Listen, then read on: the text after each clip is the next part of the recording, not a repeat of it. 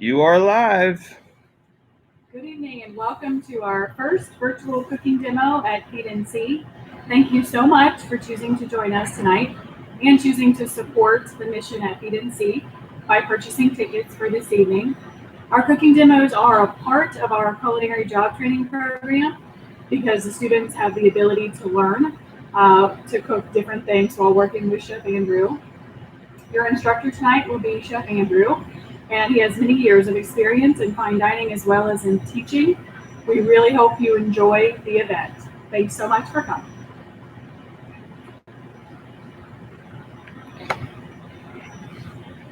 Good evening, everybody, and thank you so much for joining us tonight. It's a pleasure to have you with us virtually. This is our first time doing this format, so I'm very excited about this. I think this is going to be a lot of fun tonight. Tonight we're going to explore a lot of flavors of the Mediterranean that you don't normally get to see. I mean, everybody knows Italian and Greek, but when you get a little bit further off the beaten path, you find some really interesting food from the Middle East, Northern Africa. Evening. To start off, we're going to have a staple that was in my house growing up. My mother's family is Lebanese, and every family get-together, we would have meze, which is the equivalent of what the Spanish would call tapas. Lots of little bites, different flavors to nibble on while socializing. And one of the key meze that you'll find, especially in Lebanese cuisine, is called kibbeh. Kibbeh is made a number of different ways. There is a tartare version that you eat raw. There's a deep fried version as well. One version where it is cooked in warm yogurt. But the version that we're going to see today is baked, a little bit more healthy. And this is what I was really used to growing up.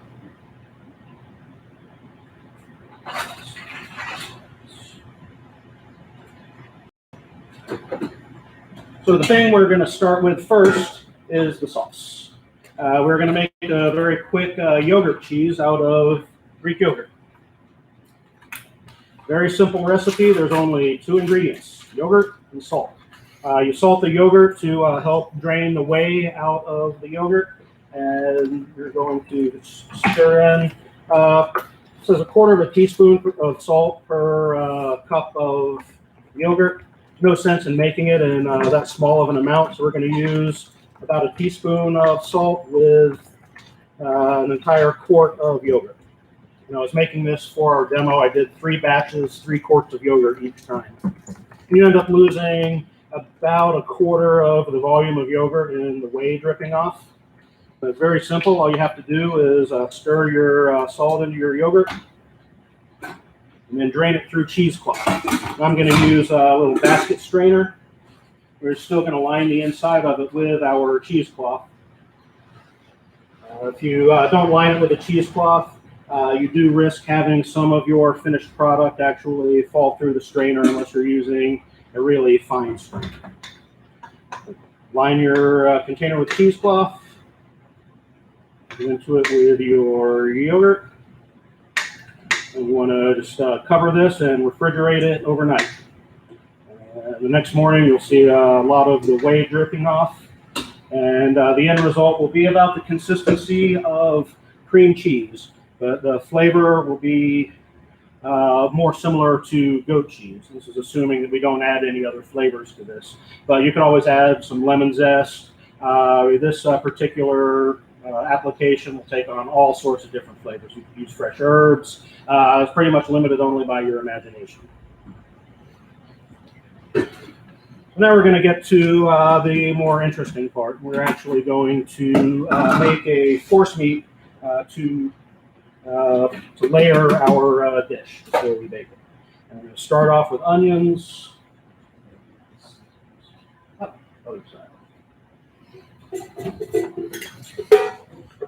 And one note on the seasonings that we use here. I ground almost all the spices for this fresh. You can't really do better than that. Fresh ground spices have an amazing flavor that you just don't find with a spice blend or ground spices that you buy in the grocery store. Easy way to grind up your seeds to make your own spices is to purchase a very inexpensive coffee bean grinder. These cost less than $20, and they work incredibly well. We're going to add a lot of our ingredients to our food processor. We've got the onions, we've got our spices, some mint.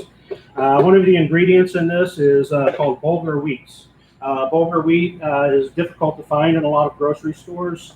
I'm substituting cooked quinoa for it in this recipe, which has the advantage of making our final product actually gluten-free.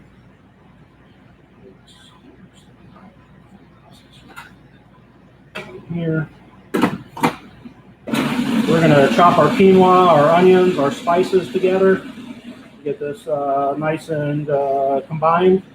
And you want those onions to get chopped up really, really fine when you do this. Once we have this combined, we are going to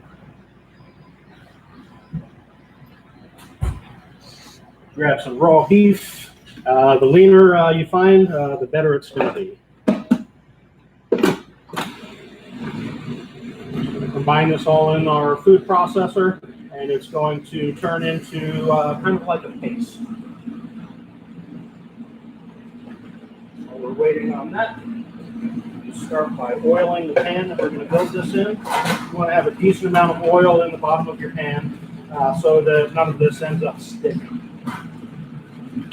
Just take your hand and rub it around to get it coated nice and evenly. A little extra is fine. It's not going to affect the finished product at all. We're going to stop. Got our nice force meat mixture here.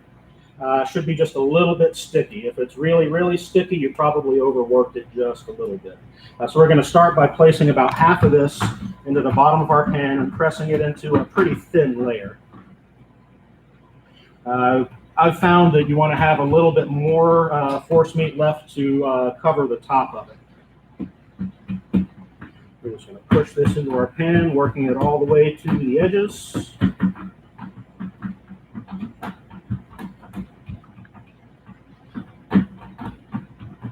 And I already prepared the filling for it a little bit in advance. This is very simple. It's really nothing more than sauteed ground beef with onions and spices, and finished with pine nuts. You want this to be relatively well ground up. You don't want to have really big chunks of beef in this layer. We're going to spread out a nice even layer on top of our force meat, going all the way to the corners and all the way around the edges.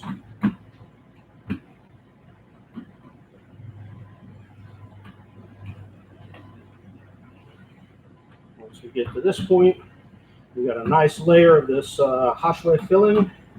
We're going to take the rest of our force meat mixture, and I found that it's best to just drop it on top, kind of flatten it out a little bit, and then you want to work your way to the edges.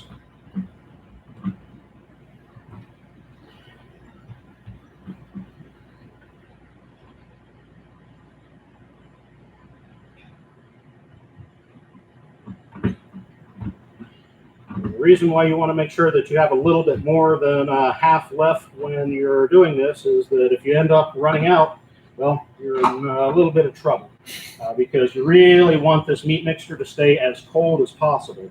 What that does is it stops the fat from separating out of it when you actually bake it.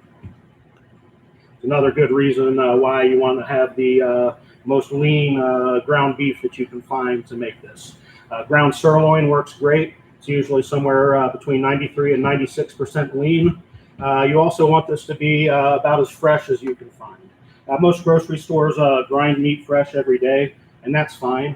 It's not worth going to your butcher and asking them, hey, can you just grind up a sirloin steak for me? They might get a little bit mad at you. All right, so we're going to just go ahead and push this all the way to the corners. And then the next step is to go ahead and portion it. If you find that your force meat is sticking a little bit of ice water on the side, just rub your fingertips with it, and that'll stop the meat from sticking to your fingers. Push this all the way to the edge. And the easiest way to cut this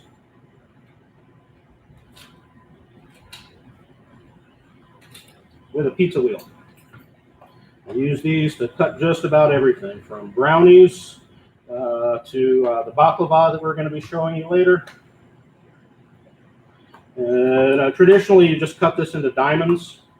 I'm going to cut it into squares just for sake of quickness. Next thing you want to do is drizzle a little bit of olive oil over the top of it. This will help that top layer brown and get nice and crispy.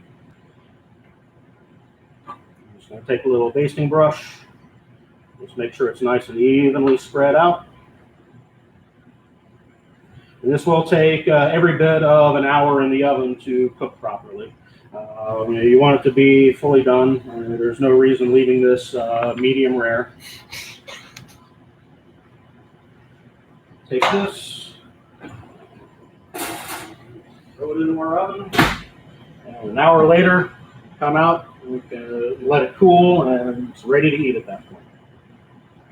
All right, that's the end of our first course. Perfect.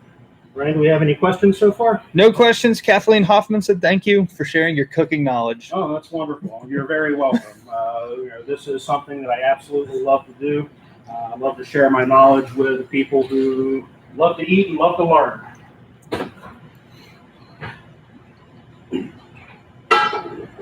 All right, so we're going to go on to our next course. I'll talk a little bit about the pearl couscous side item that we served with your meal today. That pearl couscous is also called Israeli couscous. You can find it in most grocery stores these days. It's very, very popular. Couscous is a pasta shaped into a small ball. Traditional couscous is really small. Israeli couscous is a little bit bigger.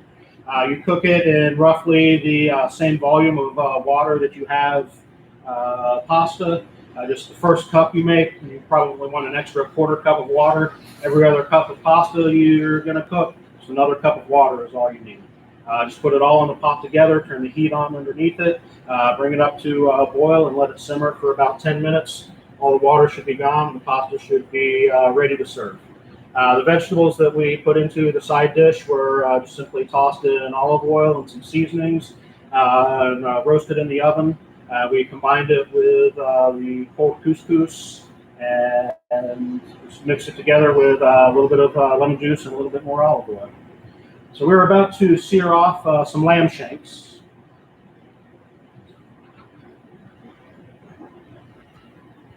And depending on where you get them, your lamb shanks are probably going to weigh about a pound each.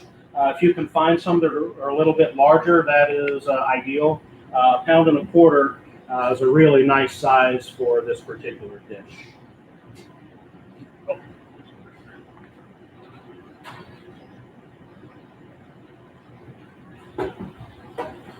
This is another seasoning blend that I made. Harissa is typically known as a spicy condiment made from roasted peppers. Use a lot of pepper powder in this, but in order to get a nice sear on this lamb, I want to leave it dry. Now you have to be really careful when you're searing with this particular seasoning combination, because a lot of these things are going to want to scorch on you. So you're not really trying to get a really deep sear on the lamb when you're making this. You just want to get some heat and some color on the outside and call it a day. What wine pairs well with this, Andrew? My personal preference is something that complements the spiciness of the seasoning.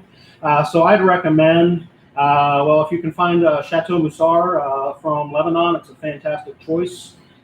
But I would recommend something like Petit Syrah or a Zinfandel, something with a little bit of spice already to it to complement the lamb relatively well. But the real answer to that question is drink what you like.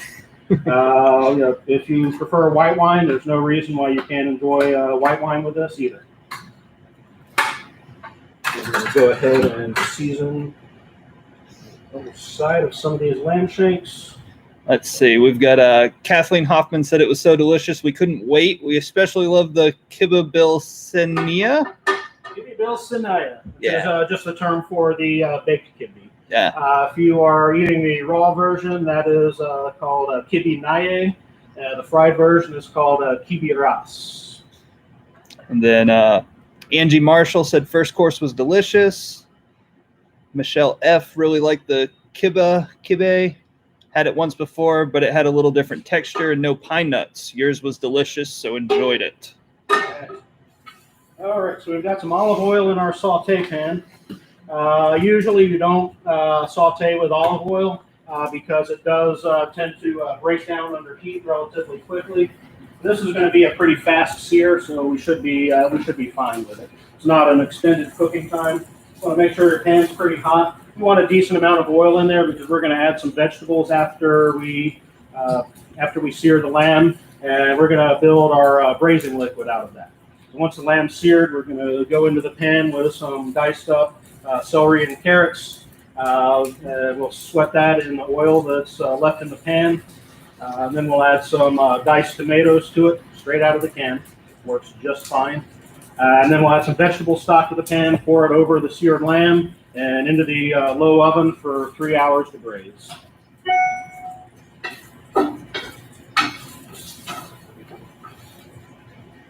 So this is about as much sear as you want to get on the lamb on each side. Again, it doesn't have to be dark. You're just trying to develop a little bit of extra flavor with that seasoning.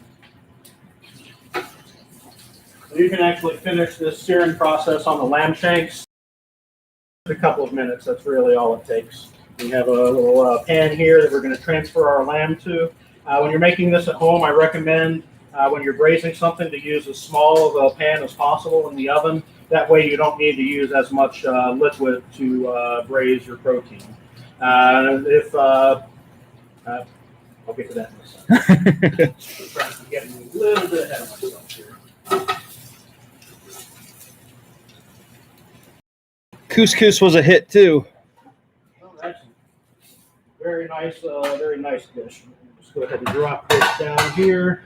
Take our carrots and onions in the saute pan. Give it a little bit of a shake.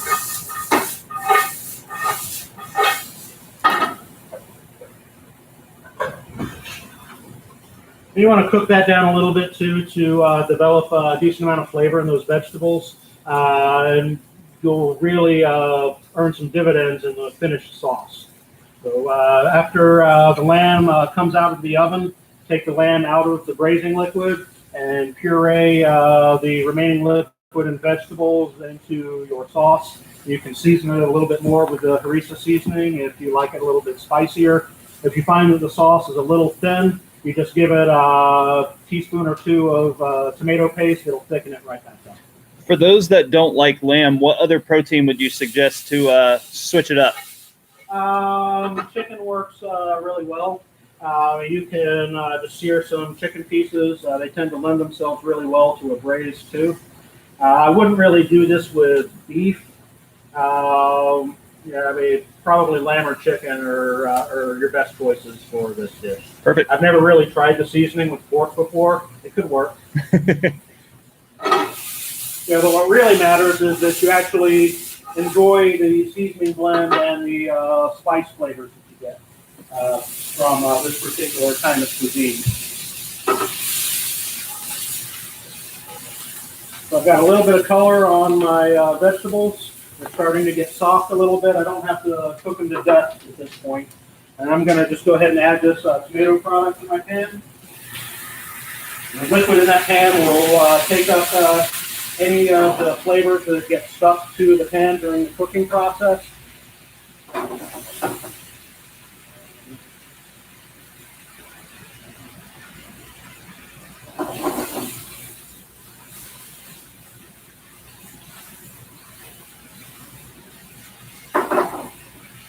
Once the tomatoes get hot, I'm going to hit it up with a little bit of our vegetable stock. I'm not going to use all of it right now, but if I need more in my braising pan, if I don't think I have enough liquid in here, I can always add a little bit more later. It doesn't have to be piping hot, but you want your braising liquid to be at least warm when you're going into the oven. We're going to take this and we're just going to pour it over our seared lamb shanks. Ooh, looks good. And I feel like we need just a little bit more liquid in here. When you're braising something, you typically want the level of liquid to come up about halfway up the side of the meat that you're cooking. It's always a little bit. I don't want to leave too many of these vegetables on top of the lamb because I really want this lamb to develop a little bit of color in the oven. So you want at least some of that to be clear of any vegetable debris. We're going to go into the oven, and 3 hours later, it should be fantastic. Go ahead and grab my towel. People really like the sauce on the lamb. First time they've had it. So this is what the finished product looks like.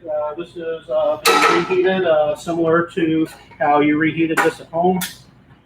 It is reheated in the finished sauce, however. I did go ahead and just add the finished harissa tomato sauce to it and let it heat up in that, similar to how you would do it at home as well.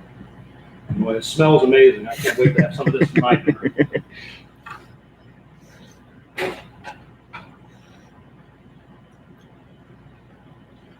Just a moment to clear some of this stuff out of our way. And we're going to move right on to dessert, which is probably what everybody's been waiting for.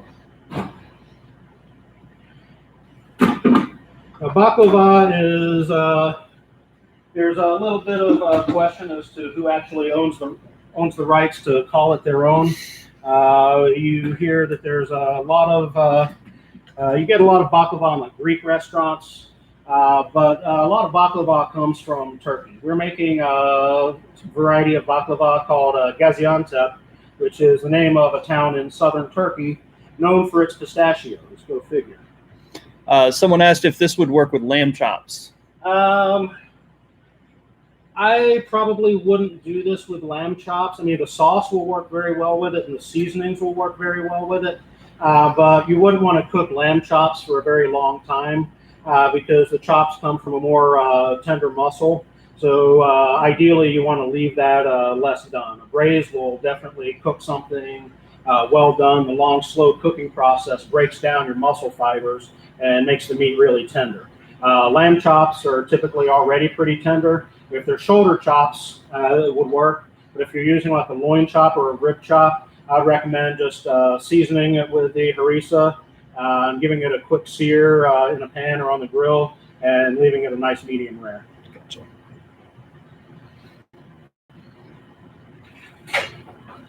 All right, so we've got a little bit of phyllo dough here. And then if you were doing chicken, do you have a recommendation on time instead of 3 hours? I would probably still do it around the same amount of time. Especially, I mean, if you're going to braise a chicken, first thing you want to do is get the biggest chicken you can find because it's an older bird. The muscles are more flavorful but a little tough. So braising really helps kind of tenderize the meat. Young chicken is probably already going to be pretty tender. You could probably get away with only braising it for an hour and it would still be fine. But the longer you cook it, the more you're going to develop some of those flavors.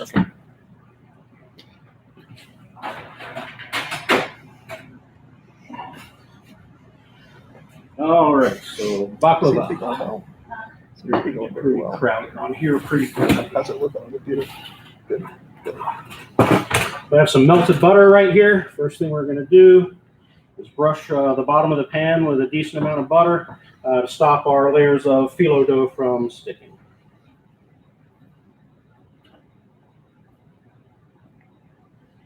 You want to go ahead and get the sides a little bit as well. This pan is probably a little bit larger than a baking sheet that you have at home for this purpose.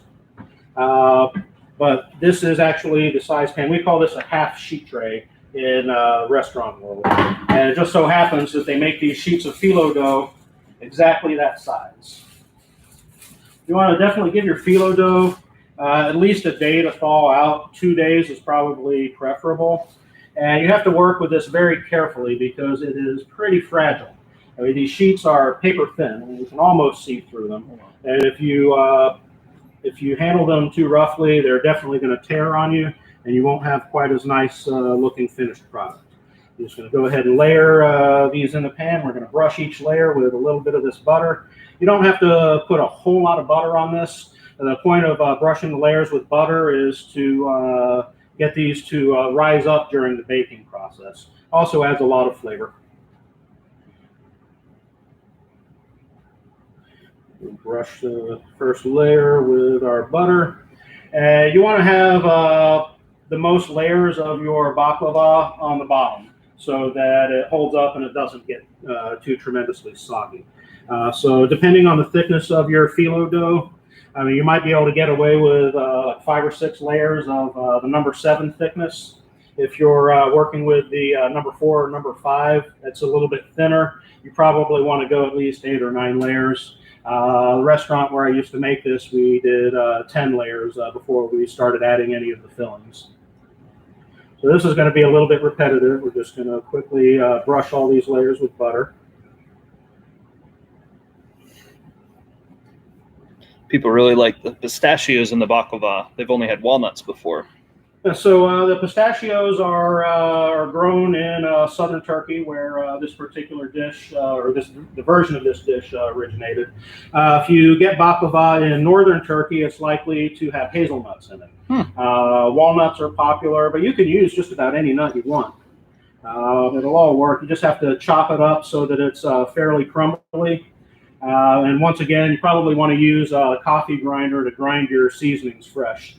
There's just nothing quite like the flavor of that fresh ground cinnamon stick and allspice. And it has the added bonus of smelling amazing as well. So enough butter on layer number 3.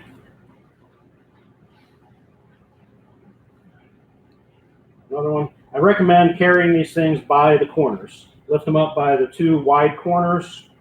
You shouldn't have too much of a problem moving it around and draping it wherever it needs to go.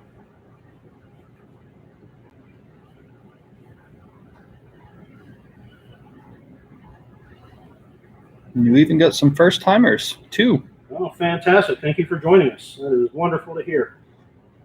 And I really do like to do these demos in person, but what I really like to do is teach people and share my love of cooking with them.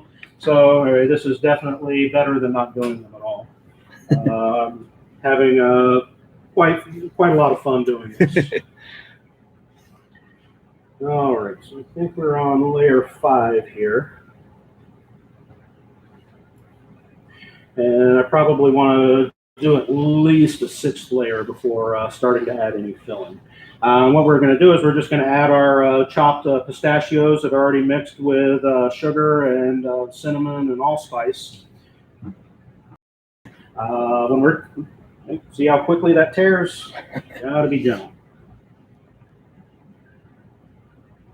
So for this layer where we're going to start adding our pistachios, there's no reason to butter this one. We're just going to take our chopped nuts. I'm using hazelnuts for this because you guys took all my pistachio baklava. Turnout for this event was fantastic. Thank you once again. It's definitely more than I expected for our first run here. So you want to make sure that you have a decent amount of the chopped nuts all over the phyllo dough. And then the next step is to give it a light spritz with rose water. Rose water is also very difficult to find. Fortunately, there's an available substitute as well. Any floral tea will work just fine. So I'm actually using a little bit of chamomile tea here. You could use hibiscus, that would be fine as well. You don't want to spray a lot of liquid on here, just enough to basically get the sugar wet. Because when you bake it, that sugar will actually turn into a little bit of a syrup when it melts. And it'll help hold your filling layer together. So now we're going to take some more phyllo dough. So what's the purpose of using this rose water or, the flower water? It just gives you depth of flavor. I mean, I guess you could just use water, but it wouldn't taste like anything. Gotcha. I mean, it doesn't give you a very strong taste, but it does give you that hint of, what is that? That's really interesting. I had a baking instructor in culinary school who was very adamant that that kind of flavor profile was very important in anything you made, because his reasoning was any idiot can put too much flavor into something or too little, but it really takes a genius to give it just that right amount so that it's interesting, but people can't necessarily tell exactly what is giving you that flavor.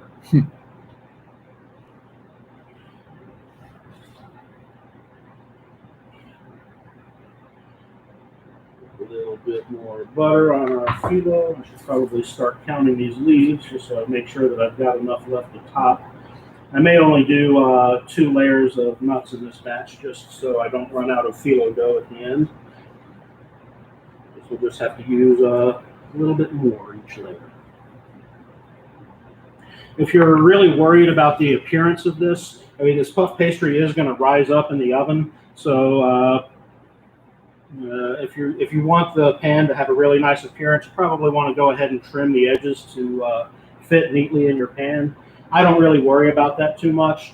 Usually is only, I don't want to say offensive looking, but it looks less good at the corners.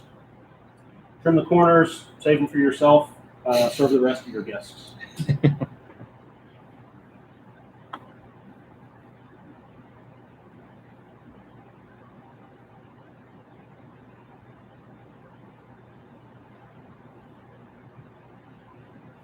So for your middle layers of phyllo dough, you don't need as many as you want on the top or the bottom. The bottom layers of phyllo before you start adding the nuts, like I mentioned before, is that's where it's important to have the most layers. And you want to have almost that on top as well. But in between, I mean, you could probably do this with as few as 3 or 4 sheets of phyllo and not have a problem. Again, we brush with butter.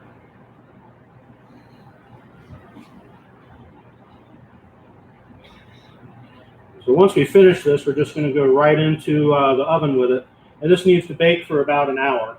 But after half an hour, you're going to want to take it out of the oven and go ahead and cut it. Because if you wait until it's completely cooked to cut, you'll destroy the appearance of your finished product.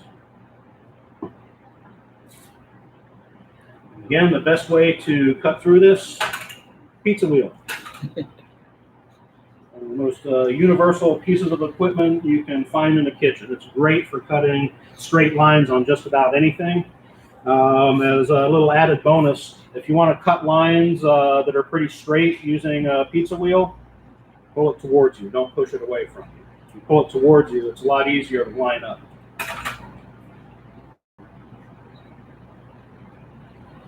We're just going to go ahead and brush one more layer with butter. And we'll start adding some more filling onto the next sheet of phyllo.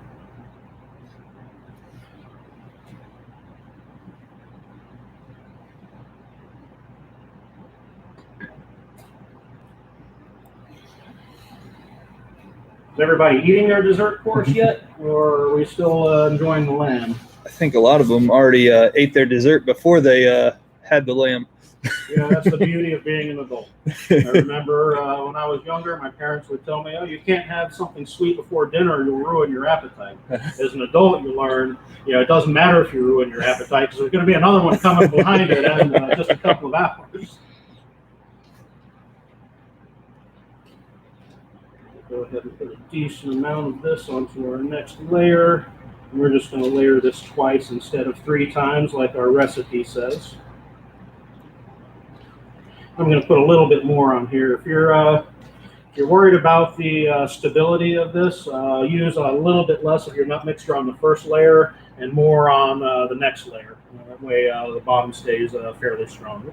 Don't forget to spritz with the chamomile water. Could you make your own rose water? Absolutely. You'll extract more flavor out of your rose petals if you dry them first and then soak them again, because you'll intensify the flavor.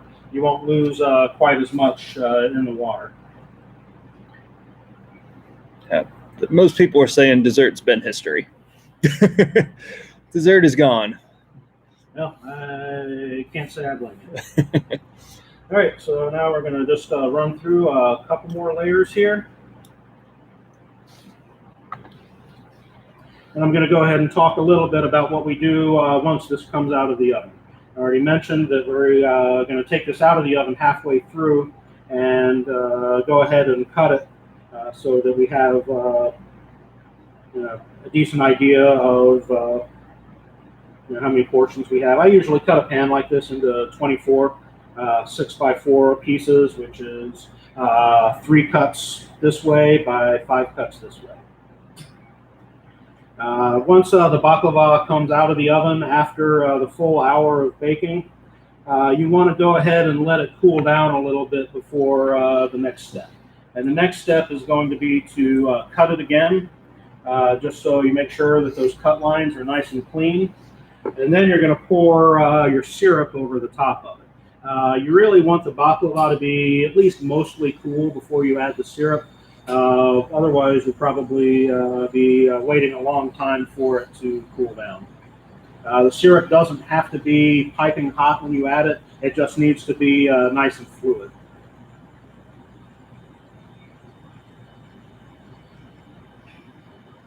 And the syrup that we made is equal parts of our rose water or chamomile water, tea, whatever you want to call it, sugar, and in this case we used orange blossom honey.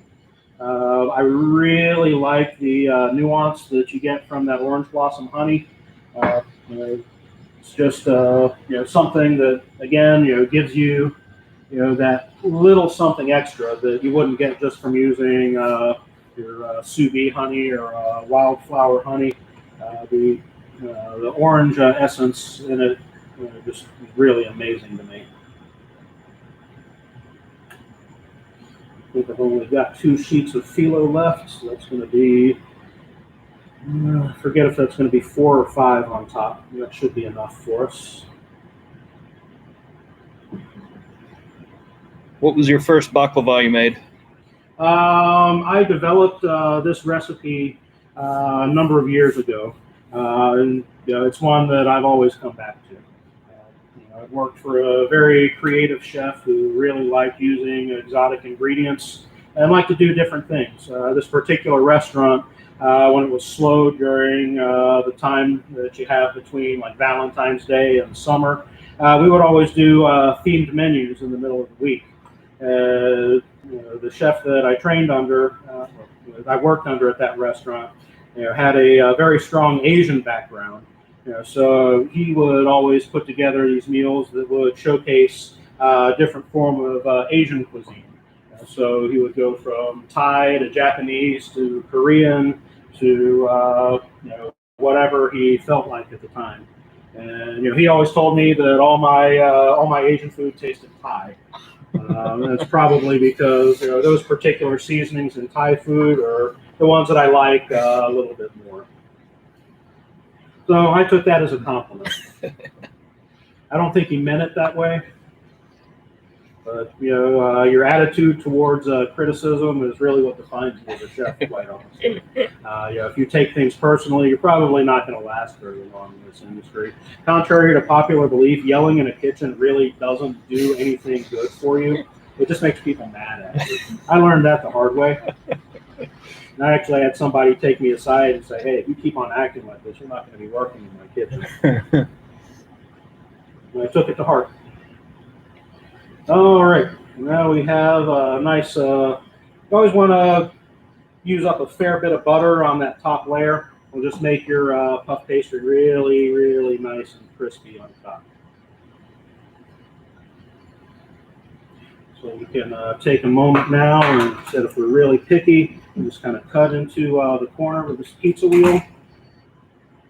We can pull a lot of this excess dough right off. Not necessary, but if you want to do it this way, this is probably the best way to do it. I don't really like trimming the phyllo dough before I put it into the pan, because if it tears, you've got no backup dough on that sheet to use. Go ahead and tuck in the corners here. I don't feel like I need to trim that off. And then we're ready to go into the oven. Half an hour, take it out, cut it, back in the oven for half an hour. And then once it cools down, you're going to pour your finished syrup over it. This is probably cool enough. Just pull this out by hand. So this is just the orange blossom honey, sugar, and the flour water. When I made the syrup, I threw a couple of pieces of orange peel and a cinnamon stick into it just for a little bit more flavor. I'm sure that didn't smell very good. What's that? I'm sure that didn't smell very good. Yeah, it was awful. The finished consistency of your syrup should not be very thick. You want this to be nice and pourable, is when you pour this over your cut baklava, you want the syrup to really get into those cuts down to the bottom of the pan so that the syrup really infuses itself all the way through the baklava. If you didn't cut the baklava, added the syrup, it would all just kind of go around the edges of the pan and probably spill over the edges, and you'd end up with a big mess. But it seems like a lot of syrup. It's about 4 cups worth of syrup when you consider all the ingredients. But your baklava will soak up every bit of this. Once you pour the syrup over your baklava, you want to let the baklava completely cool down, and then you can cover it or cut it again, store it in an airtight container, and it'll stay good for roughly a week, but it's better the more fresh it is. It's very difficult to stop yourself from eating it immediately after you pour the syrup over, but trust me, it is better to wait. The next day, it's fantastic. Really can't go wrong with it. This is a really fun dessert to make, and it's really not that difficult. Just takes a little bit of time and the desire to do it. Mm-hmm. All right. Well, I'm going to go washing the dishes. Thank you very much for joining us this evening, folks. I hope we see you again soon. Hi, everybody. Bonnie, just wanted to end the evening by saying thank you. Thank you for joining us and supporting our mission. It was so nice seeing each of you today picking up your meal. Also would like to say thank you to Ryan Weber Marketing, who is helping make this happen. This is our very first attempt at doing this, and hopefully everybody had a great time. We did, especially eating the baklava. Also wanted to thank the Savory Spice Shop. So in your bags, you have a sample of herbes de Provence, and that is an ingredient in your couscous salad. Also in one lucky bag is a gift certificate. So hopefully you'll go visit them at Brookdale Village and use that. And again, thank you so much for joining us. Definitely would like to know your feedback. So if you hear from me next week, pick up the phone. Thanks. You all have a wonderful evening. Take care. Perfect.